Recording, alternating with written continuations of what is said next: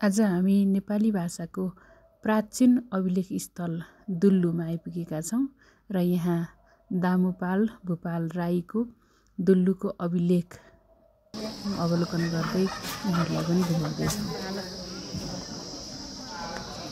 नेपाली भाषामा पाइएको सर्वप्राचीन अभिलेख मानिन्छ यो 1038 को नेपाली भाषाको दामुपालको अभिलेख हो यो। र यहाँनिर स्तम्भ छ र खास त्यो अभिलेख पाइएको शिला चाहिँ यहाँनिर रहेको छ। यो ढुङ्गाको जालीभित्र छ। यता फलामको चाहिँ यसरी जाली बनाएर राखिएको छ। उकिसकेको रहेछ, आधा जति उकिएको रहेछ धन्न। यसरी अहिले सुरक्षित गरेर राखिएको रहेछ। यहाँ अन्य स्तम्भहरू पनि छन्, यसरी अन्य शिलाका स्तम्भहरू छन्। अन्य शिलाका स्तम्भहरू पनि छन्। केही न केही लेखेका होला नि त। होला। दुल्लु विजय स्तम्भ निकट स्थित शिला स्तम्भबाट अरे र यसरी शिलाहरू प्रशस्त मात्रामा रहेको देखिन्छ यहाँनिर। र यहाँनिर अर्को एउटा ठुलो चाहिँ अग्लो शिला पनि रहेको छ। यसमा चाहिँ के छ हेरौँ। ल यस स्तम्भमा लेखिएको कुराहरूलाई चाहिँ यसमा राखिएको रहेछ। यो दक्षिण पाटोमा अभिलेख नेपाली अनुवाद। वीरपाल उहाँका छोरा राजा विक्रमपाल हुनुभयो, उहाँका छोरा राजा श्रीपाल हुनुभयो, सूर्यवंशका आदिपाल राजा हुनुभयो अरे होइन। सबै इतिहास रहेछ नि को राजा भयो भन्ने। यसमा त राजा इतिहासको लेखिएको रहेछ है। अनि श्री नागराजले सेजा सहरमा स्थिति बसाल्नुभयो सम्म लेखेको रहेछ होइन। यो उहाँको त्यो श्रीनाथ सहर श्री नागराज पुर्खाहरूको इतिहास रहेछ। सबै राजाले राजा भएको इतिहास रहेछ। त्यसमा उत्तर पाटोको अभिलेखको नेपाली अनुवाद। कल्याण होस् उहाँबाट चाप हुनुभयो, उहाँबाट चप्पिल हुनुभयो, ऋषिचल्ल हुनुभयो। योगी नरहरिनाथबाट रहेछ यो चाहिँ। राजाहरू यो चाहिँ विक्रम सम्वत 1414मा लेखिएको स्तम्भ रहेछ यो। र यो स्तम्भ चाहिँ खास गरिकन श्री पृथ्वी मल्लको समयमा लेखिएको रहेछ। र यसमा चाहिँ पृथ्वी मल्लभन्दा अगाडिका राजाहरूको परम्परा वंश परम्परा रहेको रहेछ। नागराज र नागराजका अगाडिको वंश परम्परा यसमा रहेछ भने त्यसपछि पृथ्वी मल्लभन्दा अगाडिको वंश परम्परा यसमा रहेको देखिन्छ।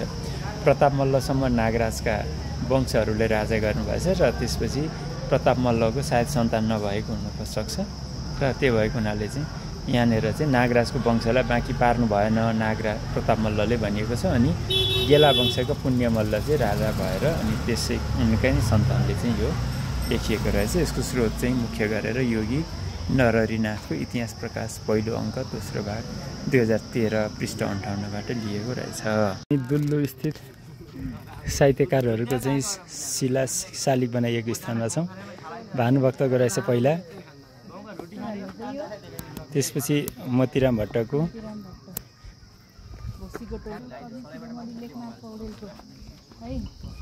अनि यो महाकवि लक्ष्मीप्रसाद देवकोटाको रहेछ। यो योगी नरहरिनाथको रहेछ। यो बालकृष्ण समको रहेछ। जय पृथ्वीबहादुर सिंह, हृदय चन्द्रसिंह प्रधानको नि, धरणीधर कोइराला, विश्वेश्वर प्रसाद कोइरालाको पनि बनाइएको रहेछ। ल सिद्धिचरणको, गुरुप्रसाद मैनाली खास, युद्धप्रसाद मिश्रको पनि बनाइएको रहेछ। ल पहलमान सिंह सुवारको, गोपाल प्रसाद रिमाल, पारिजात एकजना मात्रै महिला साहित्यकार भुपी शेरचन, जोसेफ टुची उनको पनि रहेछ। त यिनको चाहिँ कसरी यहाँनिर बनाइयो भने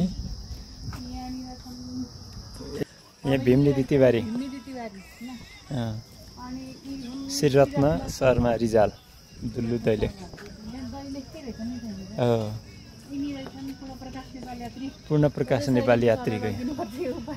खै म फोटो खिचिदिन्छु ल। रत्नाकर देवकोटा, चन्दननाथ जुम्लाका, जङ्गबहादुर शाह, दैलेख दुल्लुका। यिनको किताब पढेछ मैले, कृष्णसेन इच्छुक, विशाखर उपाध्याय, यी रहेछन् कवि मोतीराम भट्ट। मोतीराम भट्ट, तर यिनी पादुखाका है दैलेखकै। अर्कै हुन्। अघि मोतीराम भट्ट अनि अमर सिंह ढोली। अमर सिंह ढोली त आमामा खतरा रहेछन्। अनि यी रहेछन् जयराज पन्तको नि बनाइएको रहेछ ल। एक्सिडेन्टमा उ भयो नि।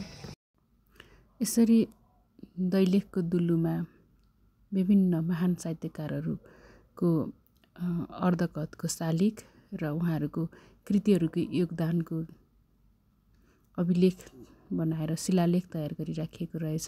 त्यो पनि हेरेर हामी यहाँका सुन्दर दृश्यहरू निहाल्दै रमाइरहेका छौँ र यहाँहरूलाई पनि त्यो दृश्यहरू देखाइरहेका छौँ। धन्यवाद।